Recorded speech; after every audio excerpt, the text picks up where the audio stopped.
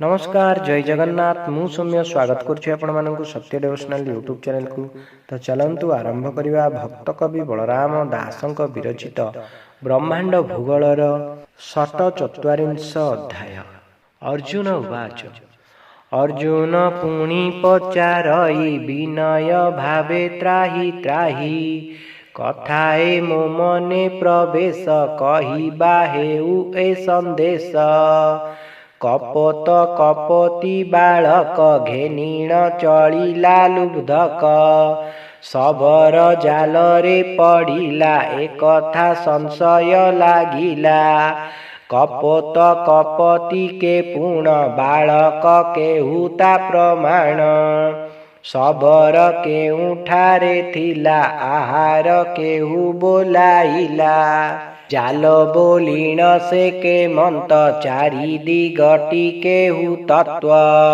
वृक्ष जे केउठारे थिला बन के मंते बोलाइला ए अर्थ फेड़ी मते कह मनरु फेड़ मो संदेह। श्री भगवान उवाच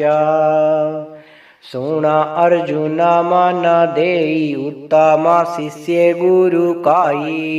वृक्ष बोलीण वेद जान जीव परम पक्षी पुण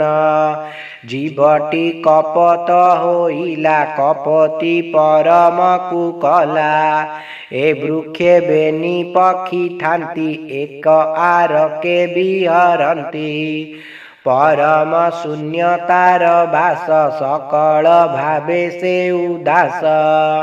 निरते पक्षी रूपे थाई बासना भोगे तो सहोई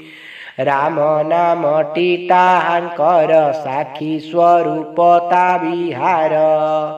कपट माया रे बिहरे निरते नाना कर्म करे मत गर्भरे कर्म करी स्त्री संगते नित्य पड़ी ऐसन प्राणी जाए नाश सुण अर्जुन ज्ञान रस प्रलय काल रे एक कथा शुणिबा कुतु सामरथा कालटी सबर कु कही सन्निपातटी जाल होई बेनी बालक चक्षु पूर्ण आहार राक्षसटी जान